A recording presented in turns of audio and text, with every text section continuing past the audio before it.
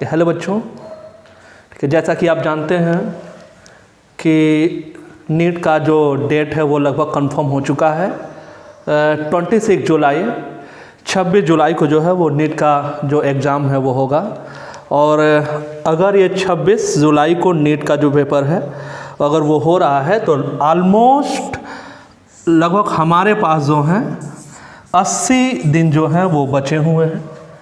और इससे पहले आपकी पढ़ाई रुके ना, इसके लिए हमने 38 डे का जो है वो बायोलॉजी क्रैश कोर्स का जो रैपिड रिवीजन प्रोग्राम है वो स्टार्ट है, वो चल ही रहा है। आपको वीडियो जो है वो मिल ही रहे होंगे। 2 डे तक का कंप्लीट कर लिया है। आज से तीसरा, चौथा, 5वां दिन जो है वो आपको मिलता रहेगा। इसके साथ में आज से एक और नई चीज़ जो है वो स्टार्ट करने जा रहे हैं जो आपके लिए बहुत फ़ायदेमंद है और फ़ायदेमंद होने वाला है आपके लिए, और वो है 90 नॉट आउट सीरीज़।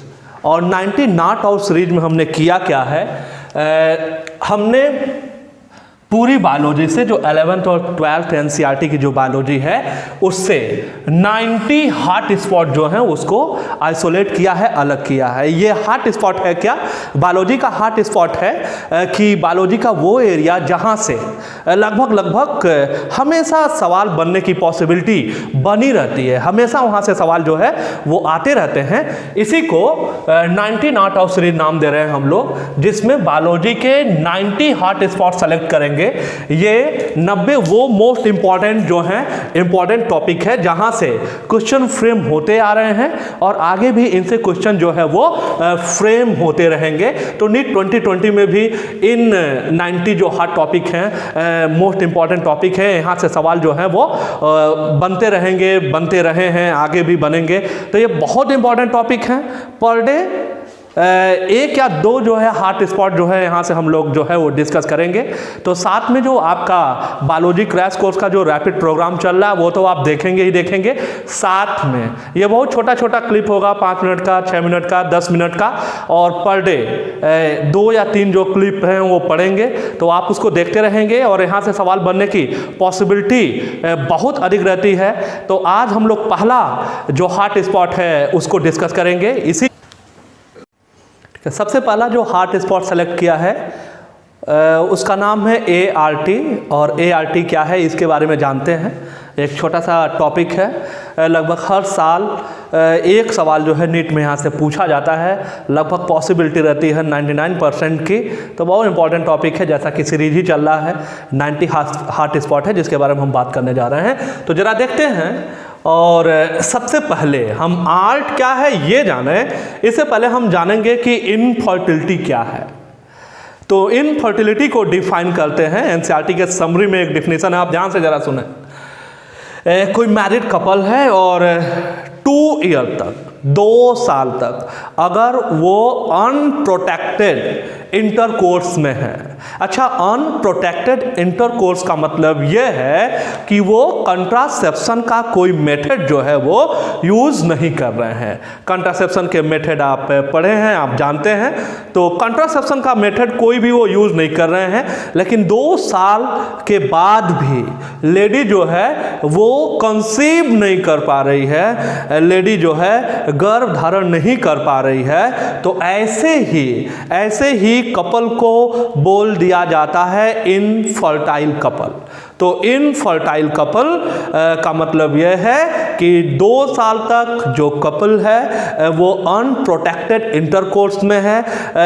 अनप्रोटेक्टेड कहने का मतलब कि कंट्रासेप्शन का कोई मेथड जो है वो कपल यूज नहीं कर पा रहा है। 2 साल बाद भी जो लेडी है वो कंसीव अगर नहीं कर पा रही है तो ऐसे कपल को इनफर्टाइल कपल जो है वो बोल दिया जाता है।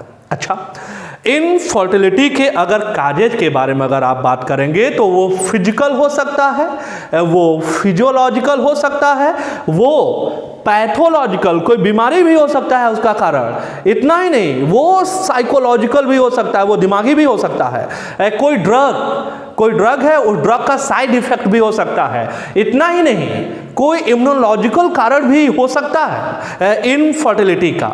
और इनफर्टिलिटी के लिए अपने देश में ज़्यादातर जिम्मेदार जो है वो महिलाओं को ही ठहराया जाता है। लेकिन सही बात इसके उल्टा है। इनफर्टिलिटी के लिए ज़्यादातर ये देखा जाता है, ज़्यादातर रिस्पॉन्सिबल जो है वो मेल पार्टनर होता है।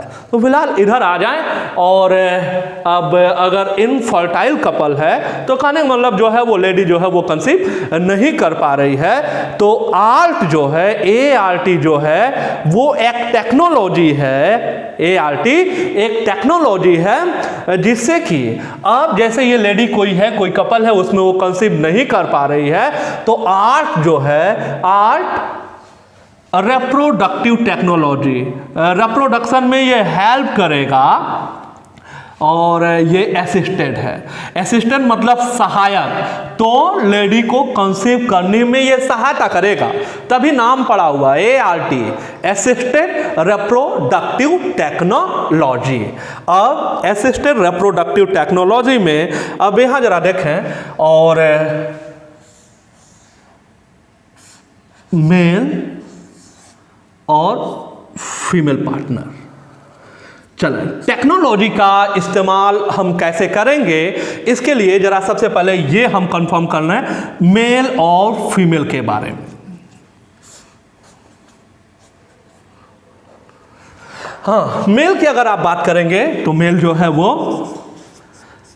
एक जो है हम उस कपल में जो हस्बैंड है उसको ले रहे हैं, और एक कोई दूसरा जो है वो मेल लिया जा रहा है।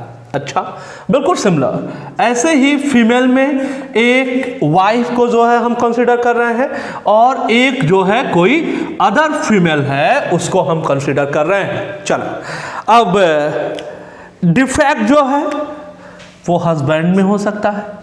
अच्छा, वाइफ नॉर्मल है और डिफेक्ट जो है वो हस्बैंड में है, तो अब जरा देखना, अब wife female,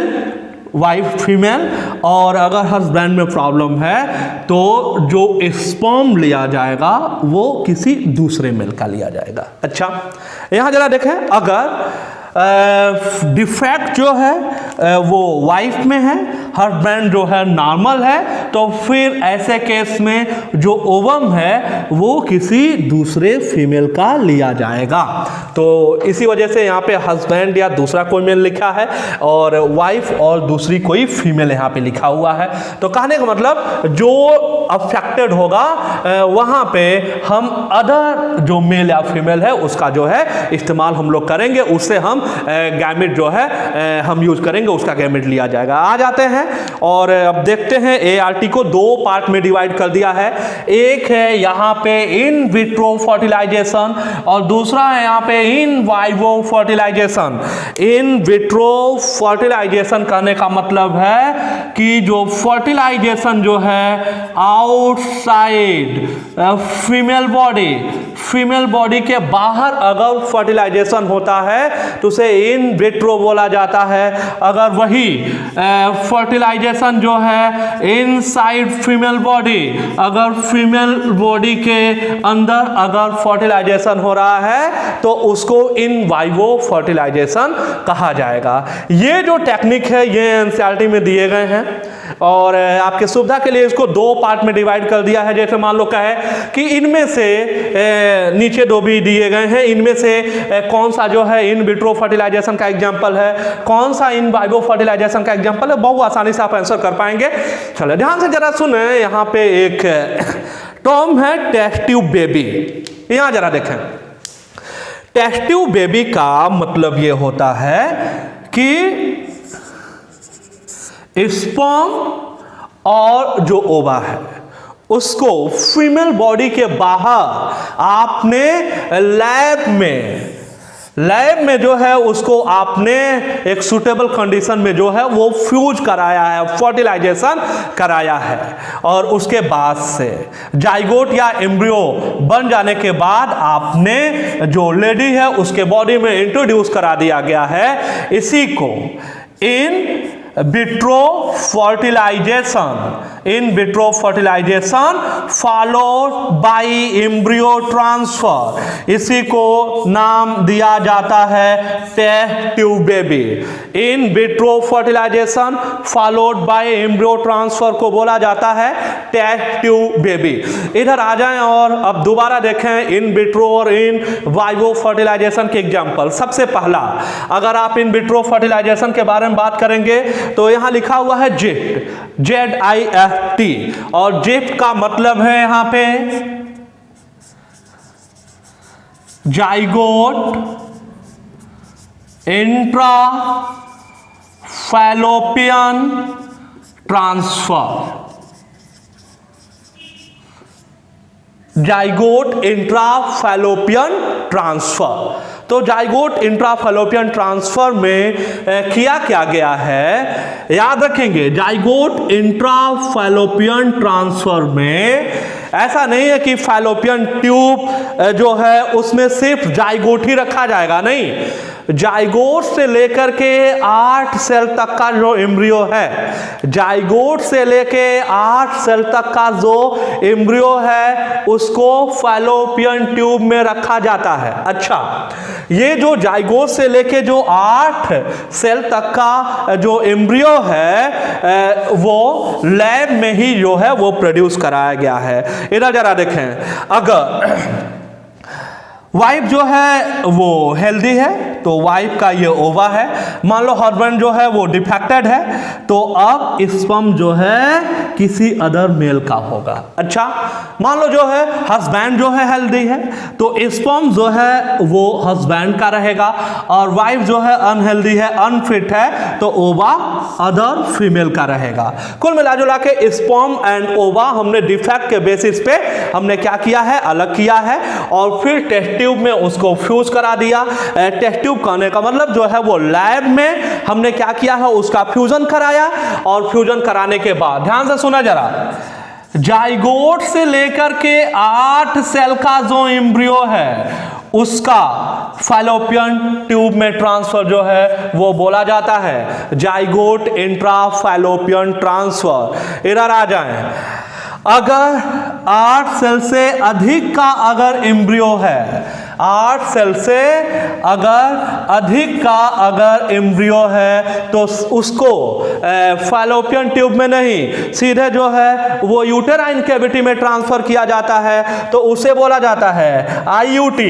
intra uterine transfer, intra uterine transfer कहा जाता है। तो इंट्रायूटेराइन ट्रांसफर ध्यान देंगे, जिफ्ट में जाइगोट से लेके 8 सेल का एम्ब्रियो, जबकि इंट्रायूटेराइन ट्रांसफर में जो एम्ब्रियो है वो 8 सेल से अधिक का होना चाहिए। अच्छा, इन विट्रो में एक और तरीका है, जरा देखना, यह है intra cytoplasmic sperm injection, intracytoplasmic sperm injection. Intracytoplasmic sperm injection में किया क्या जाएगा, जो स्पर्म है, स्पर्म को सीधे ओवा में जो है वो इंजेक्ट कराया जाता है। कॉन्सेप्ट यही जो है यूज होगा, और चूंकि बाहर फीमेल बॉडी से बाहर आप फर्टिलाइजेशन या फ्यूजन करा रहे हैं तो जाहिर सी बात है ये भी किस में आएगा, इन विट्रो में ही आएगा। तो इंट्रासाइटोप्लाज्मिक स्पर्म इंजेक्शन भी इन विट्रो में आएगा। तो आप बताएं कि इन विट्रो में 3 टेक्निक आर्ट की क्या है, जिफ्ट है, IUT है, ICSI है। जिफ्ट मतलब zygote intrafallopian transfer, intrauterine transfer, intracytoplasmic sperm injection आ जाते हैं इन वाइवो। और इन वाइवो में होगा क्या, इन वाइवो में फर्टिलाइजेशन जो है फीमेल बॉडी के अंदर होगा। और सबसे पहला इसमें है गिफ्ट, और गिफ्ट का मतलब है गैमेट इंट्रा फैलोपियन ट्रांसफर। अच्छा, इसमें क्या है, कोई लेडी है, आप मान लीजिए कि बाकी जो भी कंडीशन प्रेगनेंसी के लिए सूटेबल हैं, सब सारे इन्वायरमेंट उसके बॉडी में सूटेबल हैं, लेकिन लेडी जो है वो ओवा नहीं प्रोड्यूस कर पा रही है किसी वजह से, तो क्या किया जाएगा, उसे किसी दूसरे जो हेल्दी कोई लेडी है उसका ओवा उसे गिफ्ट कर दिया जाएगा।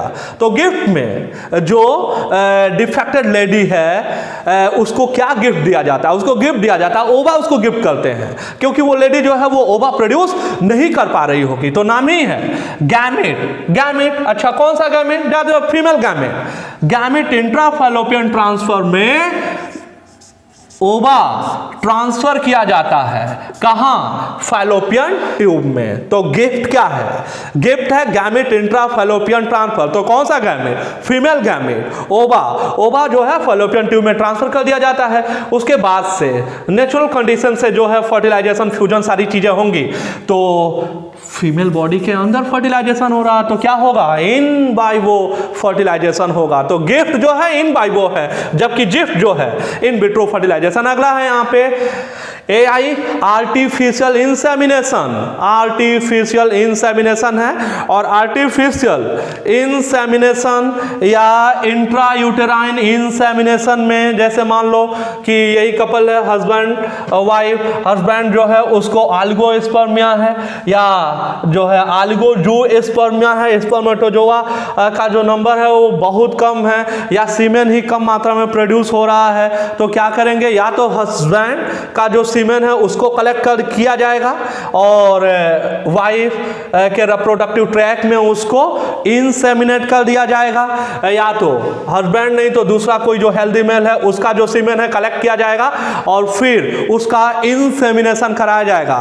तो ये है आर्टिफिशियल इंसेमिनेशन। आर्टिफिशियल इंसेमिनेशन में क्या किया जाएगा, या इंट्रायूटेराइन इंसेमिनेशन में क्या किया जाएगा, यहाँ पे जो हस्बैंड या जो हेल्दी डोनर है उसका स्पर्म जो है वो फीमेल जेनिटल ट्रैक्ट में जो है इंट्रोड्यूस कराया जाता है। तो जाहिर सी बात है इन दोनों केसेस में भी artificial insemination most probable site जो है वेजाइना, और इंट्रा यूटेराइन इंसेमिनेशन में इंसेमिनेशन का जो साइट है वो यूटेराइन कैविटी है। अच्छा, ऐसा कर देने से फर्टिलाइजेशन के चांसेस जो है वो बढ़ जाएंगे। फिलहाल इन दोनों केसेज में, आर्टिफिशियल इंसेमिनेशन में एंड इंट्रा यूटेराइन इंसेमिनेशन में, इन दोनों केसेज में क्या होगा, इन दोनों केसेज में फर्टिलाइजेशन फीमेल बॉडी के अंदर ही हो रहा है। तो जाहिर सी बात है इन वाइवो होगा। तो 3 in vitro, GIFT, zygote intrafallopian transfer, intra uterine transfer, intracytoplasmic sperm injection, ये तीनों इन विट्रो फर्टिलाइजेशन के एग्जांपल हैं। Gamete intrafallopian transfer, artificial insemination and intra uterine insemination, ये जो तीनों हैं ये इन वाइवो फर्टिलाइजेशन के एग्जांपल हैं। इंपॉर्टेंट टॉपिक है, हर साल यहाँ से एक सवाल आता है। Thank you.